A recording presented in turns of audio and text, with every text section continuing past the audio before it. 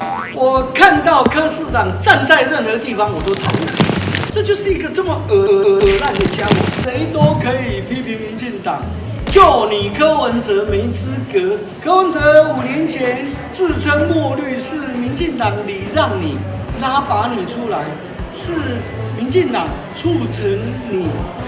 达成心愿，让你当上首都台北市长。所以，我们台湾社会最瞧不起，就是像柯文哲这种忘恩负义、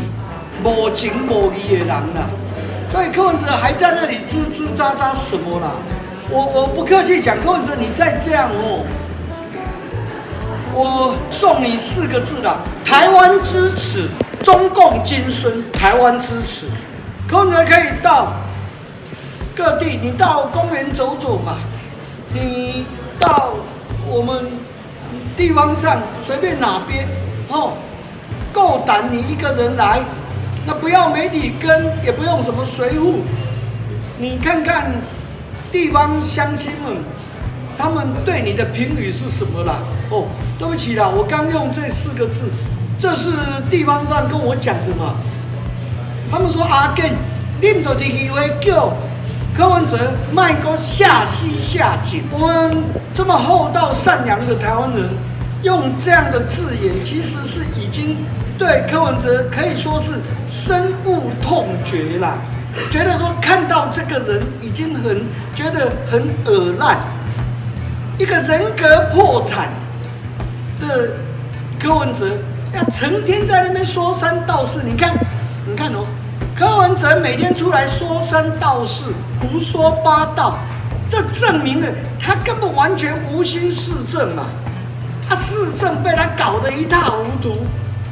结果每天他出来说三道四，指天骂地的哦。所以这个家伙，我实在说实在话，我基于担任台北市议员这个职责，我是一定要盯紧他啦哦。那说实在话，看着他胡说八道哦，真的实在是对身心是一种创伤。我就说柯文哲是个骗子嘛，他出来组政党就是骗子，实践的他生涯的终极目标就组成诈骗集团嘛。那现在绝大多数人拒绝被柯文哲邀请来参选立委，因为他们羞与柯文哲为伍，而且大家都拒当柯文哲的车手嘛，这很清楚的嘛。你去骗你的，那柯文哲找的幕僚局处长，人家都是有那个学有专精，也有一定的人格修养。柯文哲等于一而再再而三，利用他市长的职权，变相的软性的去这样逼死好几个人要来榨光他们的光环，那